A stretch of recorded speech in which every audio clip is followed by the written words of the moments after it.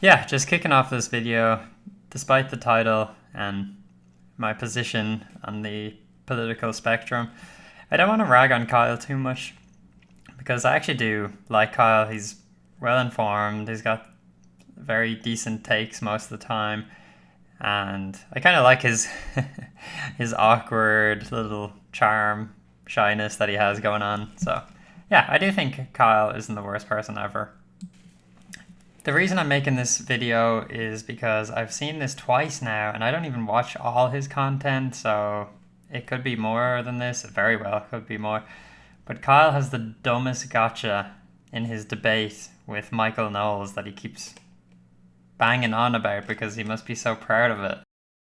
So I'll shut up and quickly play the clip. This reminds me when I was debating Michael Knowles, who I think is also with the Daily Wire. This is Daily Caller.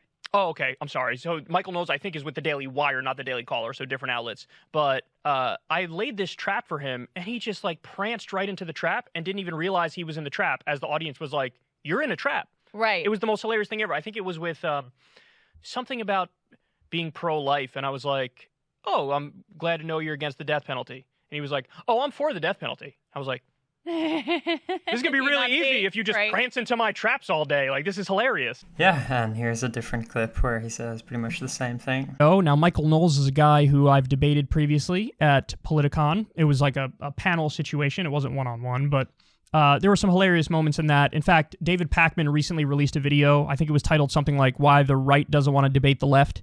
And there's all sorts of, left-wing commentators in there debating right-wingers. There's one clip of me debating Michael Knowles, and he said something along the lines of, like, I'm pro-life.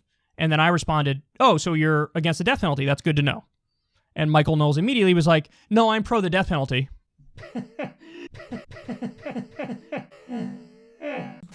So this is the dumbest attempt at a gotcha ever.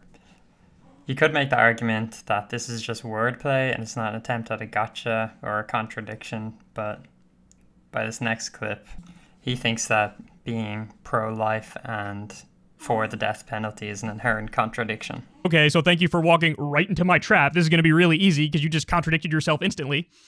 But my question to Kyle would be, how is this a contradiction at all? The only way Kyle could think this is a contradiction if he thinks pro-life doesn't refer to abortion in this case, if he literally means pro all kinds of life.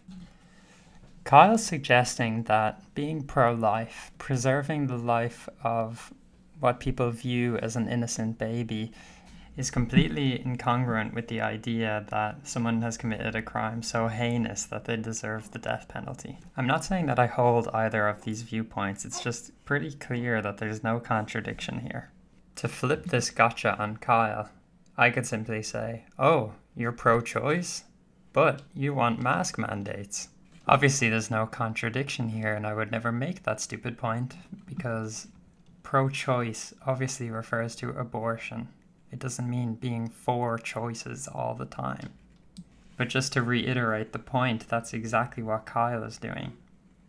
He's not saying that pro-life is specifically against abortions. It's being pro-lives in general. Hence the inherent contradiction between the death penalty and abortions.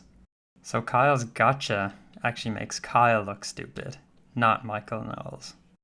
And he and David Pakman apparently are brandishing the gotcha as some, oh, this is how the right owns the left, when it actually makes them look stupid. It's honestly equivalent to someone bragging about their high score in golf, not realizing that a low score is actually what you should be aiming for. It's pretty embarrassing. So to Kyle, stop bringing up this point. It's twice I've seen you doing it so far. It's not a good own. It's embarrassing for you. But yeah, that's it for me.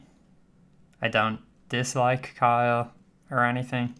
I'd probably go for a beer with him if he asked me to, so fingers crossed.